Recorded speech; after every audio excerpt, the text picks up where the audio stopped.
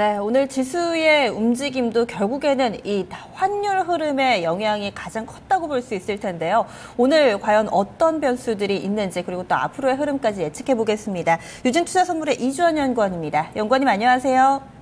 네, 안녕하세요. 네, 환율 시장에서 이 정도의 강한 급등이 상당히 좀 오랜만에 보는 것 같습니다. 16원이나 좀 급등을 했었는데요. 장중에 변수도 상당히 좀 많았고요. 어떻게 좀 볼 수 있는지 오늘 하루 동안의 환율 흐름 좀 정리를 쭉 해주시죠. 네, 결국 예상치 못한 중국의 깜짝 기습 절하에 환율은 급등했습니다. 외환시장에서 오늘 서울 환시에서의 원달러 환율 거의 패닉 적인 모습을 보였는데요. 원달러 환율은 어제 종가 대비 15원 90전 상승한 1179원 10전에 마감을 했습니다. 2012년 6월 이후 최고치를 기록을 했습니다. 오늘 환율은 중국의 위안화 기습 절하에 급등을 했습니다. 결국 달러와는 예상외의 중국발 변수에 급등한 모습이었는데요. 어제 스탠리 피셔 연방준비제도 부의장의 낮은 물가 상승률 언급 영향으로 달러와는 오전 초반에 하락세를 이어갔습니다. 하지만 오전 10시 20분경 PBOC가 달러 위안화 거래 기준 환율을 대폭 올려 고시하자 상승 반전을 했습니다.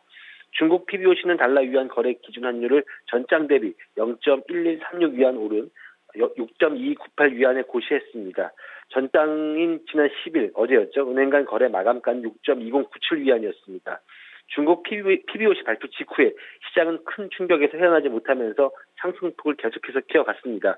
1150원대 중반선까지 밀렸던 환율이 1170원대 위로 급등을 했고요. 다시 그러면서 1180원대 상향 돌파하게 됐습니다.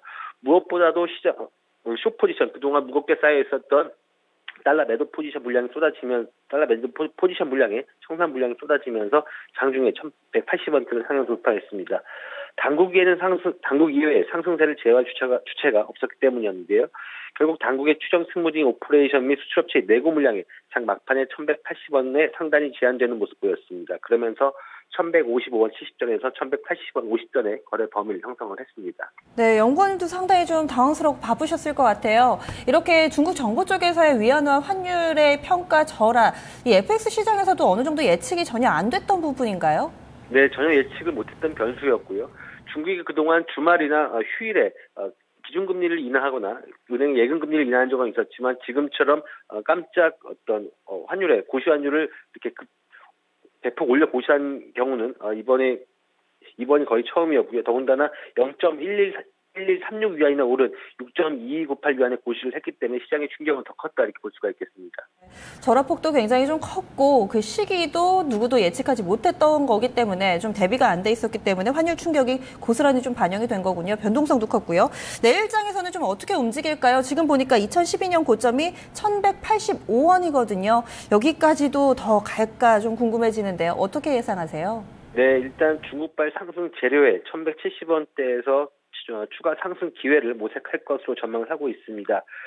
더군다나 글로벌 달러화가 미국의 9월 금리 인상 가능성으로 강세로 돌아선다면 1180원대 진입 당연히 시도할 것으로 예상을 하고 있고요.